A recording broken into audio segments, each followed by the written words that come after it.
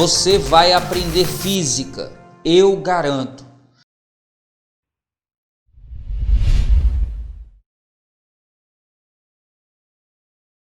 No fundo de um poço, um observador de altura desprezível contempla um avião que está a 500 metros acima de seus olhos.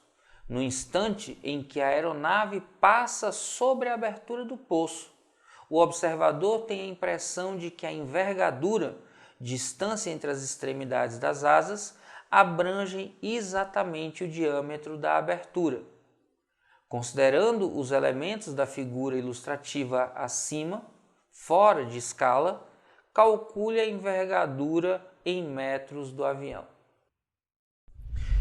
Dá uma boa olhada na questão.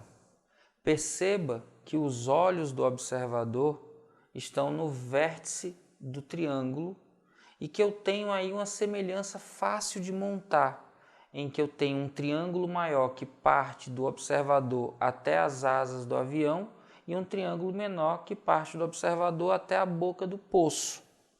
Então, se a gente redesenhar isso aqui, olha só, a gente tem algo parecido com isso, em que a largura do poço aparece aqui 5, aqui em cima eu tenho a envergadura L que eu estou procurando.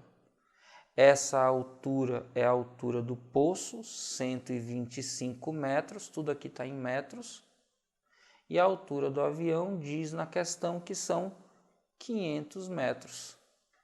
Para resolver é só uma semelhança de triângulo.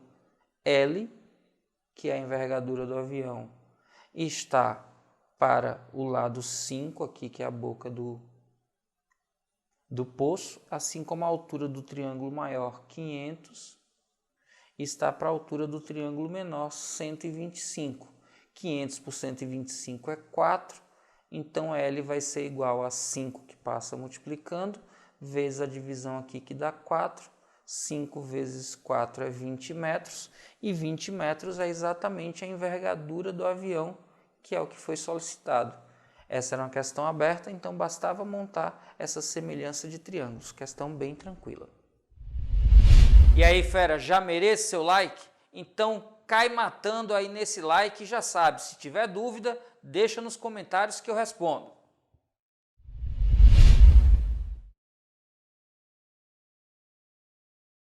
Olha aí, fera, essa questão é legal, já apareceu em Olimpíada, já apareceu em alguns vestibulares.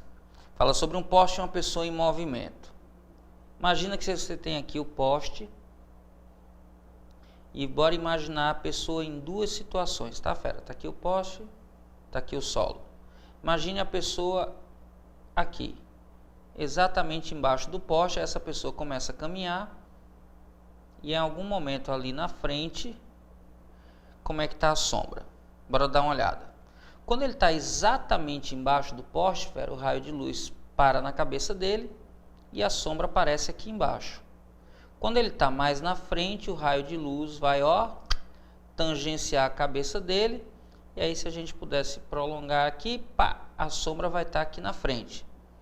Veja que esse pedaço corresponde ao deslocamento do homem. Veja que esse outro pedaço, fera, corresponde ao deslocamento da sombra. E esse pedacinho aqui, fera, eu vou chamar de D. D de diferença. É a diferença entre os dois deslocamentos. Perceba que a gente tem um triângulo maior aqui, fera, e um triângulo menor.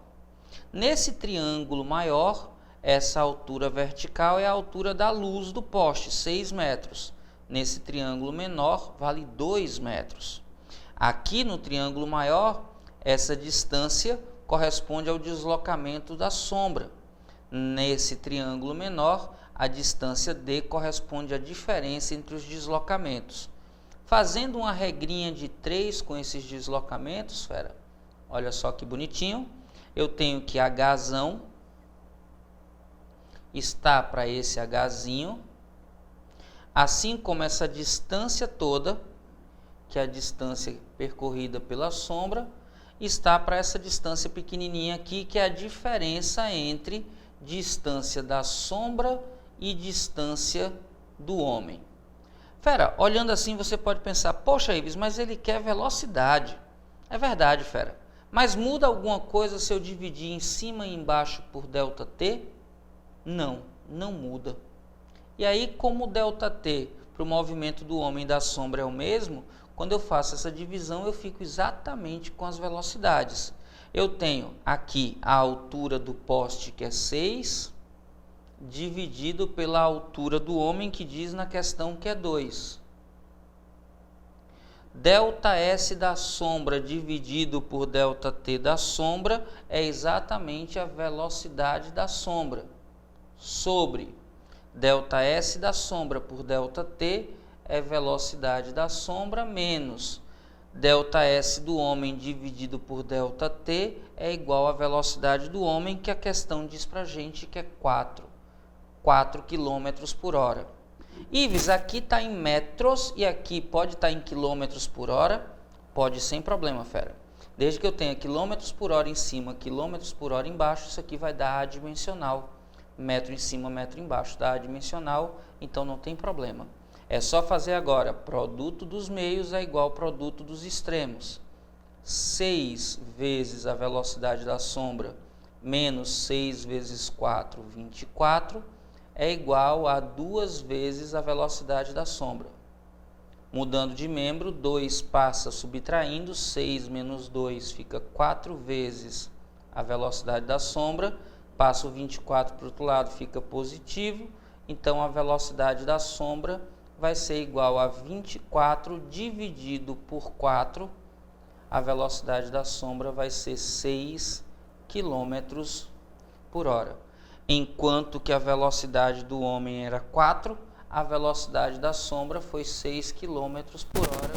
Simples, tranquilo, fácil demais, fera. Ok? A alternativa correta, não tem alternativa, é uma questão aberta, então você tinha que deixar lá resposta 6 km por hora. Perceba, fera, que nesse tipo de questão, você na hora de armar a regrinha de 3, tem que olhar para essa diferença entre os dois deslocamentos. Esse é o segredo para esse tipo de questão. Tranquilo? Vamos juntos!